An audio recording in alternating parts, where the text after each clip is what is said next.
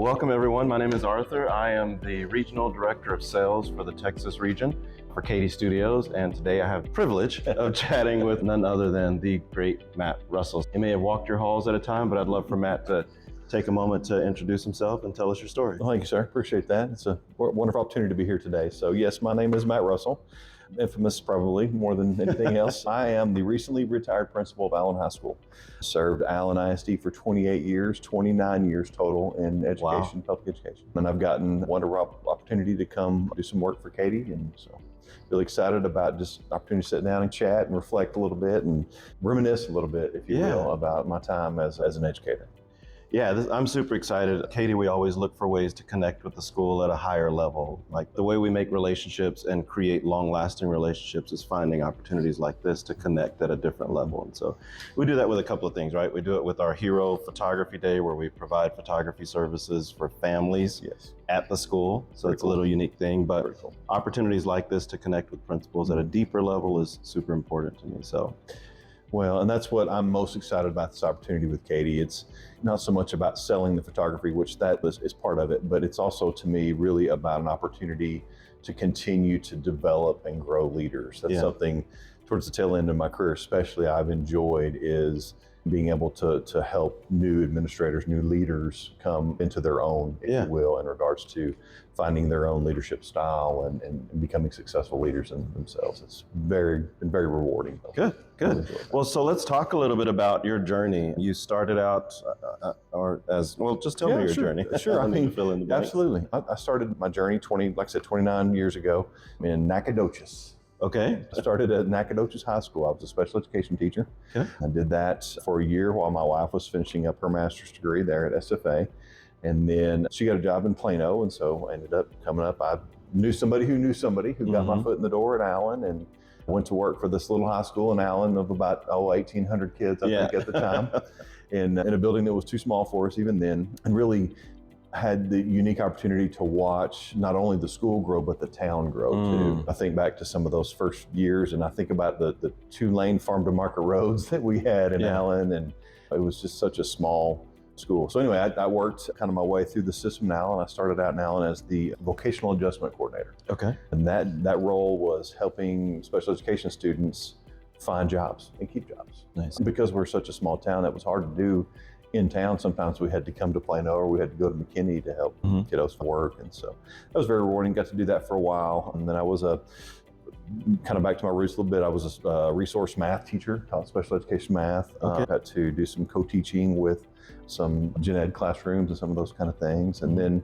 transitioned from that into more of a kind of a support role, working as the 504 coordinator for the campus. Okay.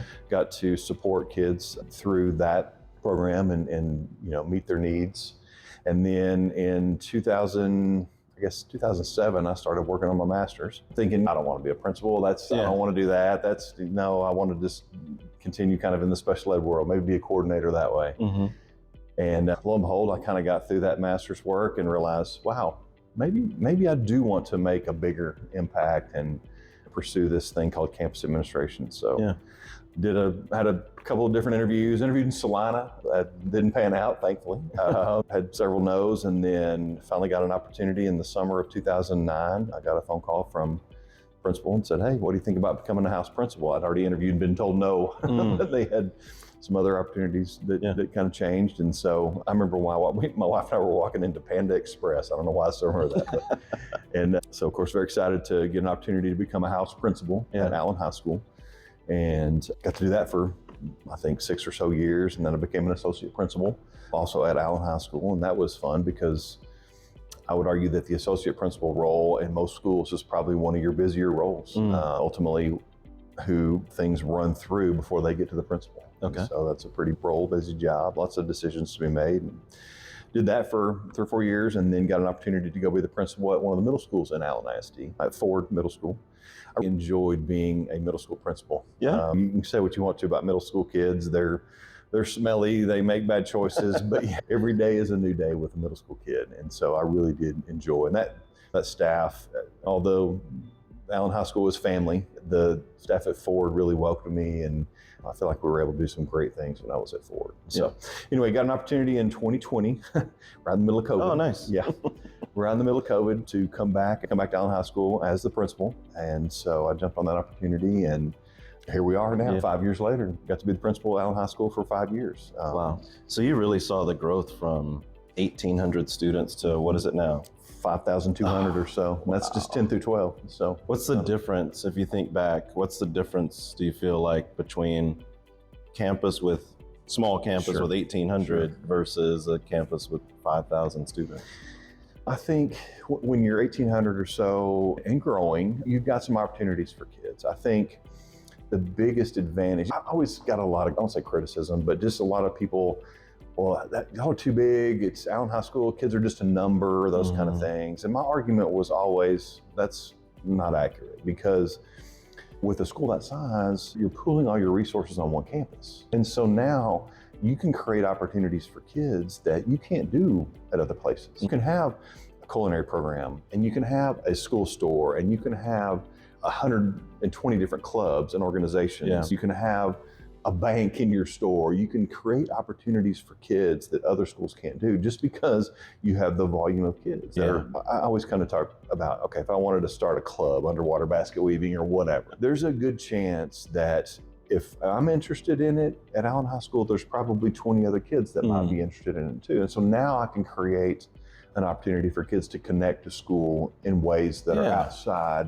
just come to school because they have to come to school. That makes sense. It's hard to have a budget for a culinary program with a small group of kids spread out over 3 campuses versus one large campus. That makes sense. Put them all in one Pull all your resources. Yeah, so on the principal side, you mentioned that one of the things that you really enjoyed most recently was the leadership side of things. Tell me about that journey you got.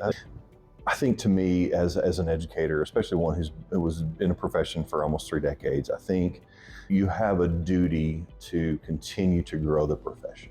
An internal thing for me. I believe that. Matter of fact, my youngest daughter is pursuing her degree right now to become an educator. Oh, awesome. So, be a 3rd generation educator. But I think it is imperative that we continue to put back into and feed our own profession, whether that be helping students find the path into education in their college years, or whether that be someone who is newly into a leadership role, whether that is a campus administrator or whether that is just some kind of a leadership role on campus, helping them find their path is what I kind of always said. What works for you as a leader? There's thousands of different books on leadership, hundreds of different authors, but the reality, I think ultimately it boils down to you have to find your own style as a leader. You have to find what works for you or your personality to be able to not only get the most out of yourself and be the most effective you can be, but to get the most out of other people. To me, that's one of the things of leadership, is that you want to help support your people so they can do their best work. And so really enjoyed helping people find that style that works for them, find that journey, watching that evolution. Sitting down with a brand new house principal, one of the things that I invariably end up saying at some point is, be patient with yourself. You haven't walked this journey yet. You haven't been through the full cycle of the school. You're in this role. You know school, but you've not been in this role.